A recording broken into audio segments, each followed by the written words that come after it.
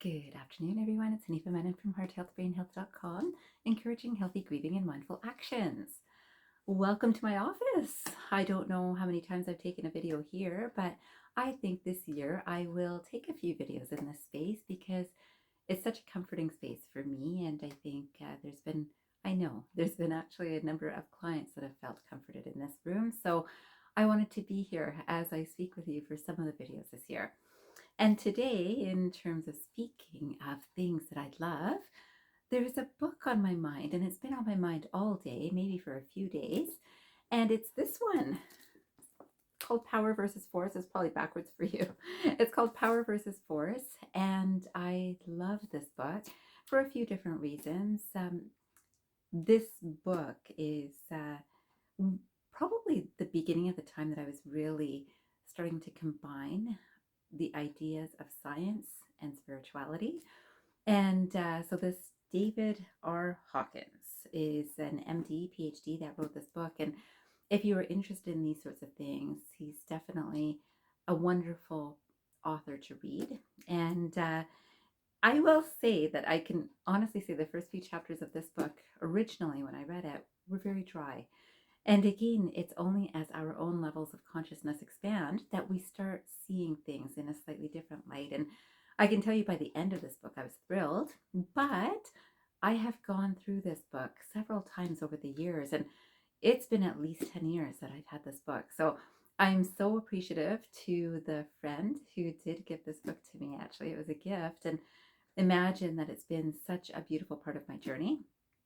So today I'd like to share one of the quotes that I came across by David Hawkins. And this quotation is this. It says, "I am an infinite being.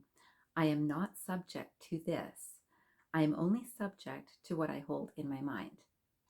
And I love that because it's so much of what I practice with clients and friends and family, and of course with myself, as myself, that recognizing how much we hold in our minds, that an experience can have a subjective component in a moment.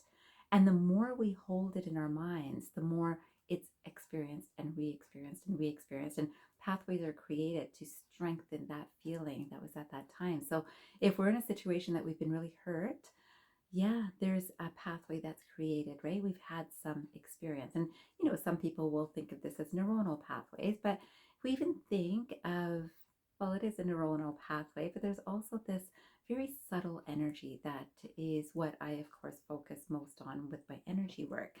Either way, when I look at grief recovery, I see some of the patterns in brain retraining of how people think and speak to themselves regularly. So it really matches.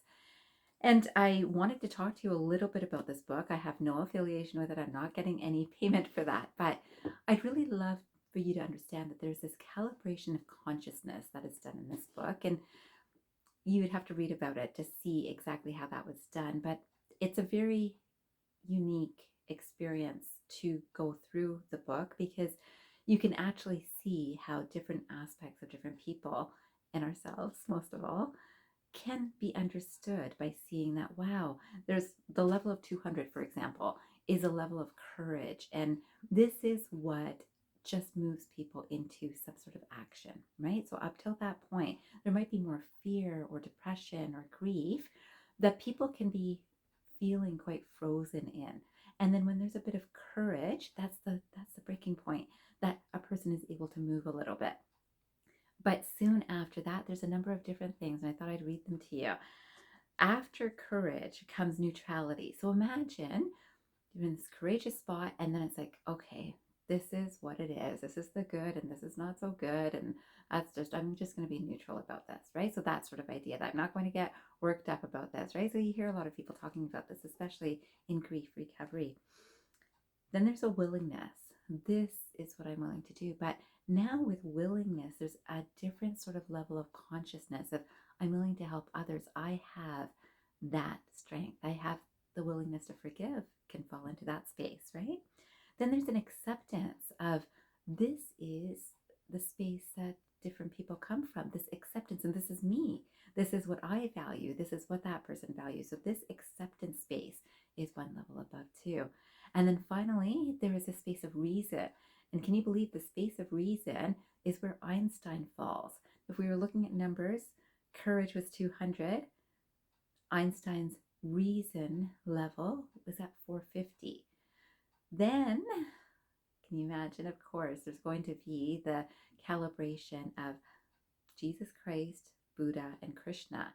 And they all calibrated at 1,000, which is incredible, right? So imagine the difference of the level that they were coming from. And what do I look at? I look at the level of love too.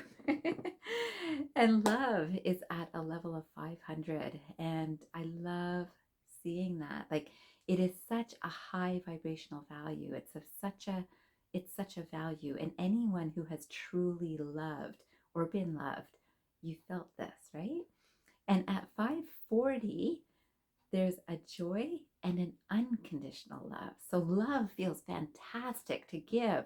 And there's that little bit of condition in there of, I hope I get this back, or I did this, so maybe something good will happen for me. And that's not true love, right? It's not pure love. When there's pure love, it truly is unconditional, that, wow, everything is perfect, right? That sort of feeling. But that level of 540 of pure unconditional love and joy is also the level of pure compassion too. And it's interesting because those are the things that I love to meditate on. And I would strongly encourage you, if you are meditating, it's a beautiful space to come from and to feel. And then I wanted to share one more quotation with you, of course. This one is about feelings, and you know how much I work with feelings and emotions. So I wanted to express this thought to you too. This quotation says, "Feelings come and go, and eventually you realize that you are not your feelings, but the real you is merely witnessing them." Now, some of you know that I've created a course not too long ago, and it's called Eyesight, and it's on udemy.com. And again, I have no affiliation with Udemy per se, but it's a great platform for me to create courses for you. And Eyesight is talking about this. So it's a short course and it's a simple course, and I'd love if you take it. I will make sure that you know that I've brought down the cost from $200 to $50 to make it more accessible to more people. So if that makes it accessible for you, I am thrilled. It would bring me joy to hear that. And I hope that it's a beneficial course for you. But at the same time, the bottom line is that my thoughts are in the same alignment as this author, which is just so lifting to my heart. It's like a sign from the universe. And like I said, I've had this book for many years, but in the last week, last few days especially, this has been so much on my mind, and not consciously.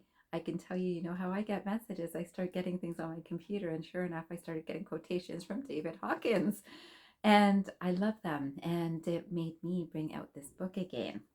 So today I would love for you to see, what kind of level do you think you might be working from? So out of those different levels that I was talking about, if 200 was the courage, and 450 was reason, and 500 is love. And remembering love, pure love, right? It's not just, I love this because this is good for me. Love usually means it's good for all, right? And I wanted to make sure that today, maybe you'll think about those levels and see, where are you working from most of all? And then I wanted to finish this video with this great thing I read at the beginning of his book. And again, I've only looked at this for the first time today after many years, this particular page. So this page says, "The skillful are not obvious. They appear to be simple-minded. Those who know this know the patterns of the absolute. To know the patterns of the subtle power moves all things and has no name." And this, I think, is such a wonderful description of the energy work that I feel and experience, and hope that you feel through these videos too. So I wish you a fabulous evening ahead, and I hope you remember, transform your mind and transform your life. Have a great day, everyone, or evening.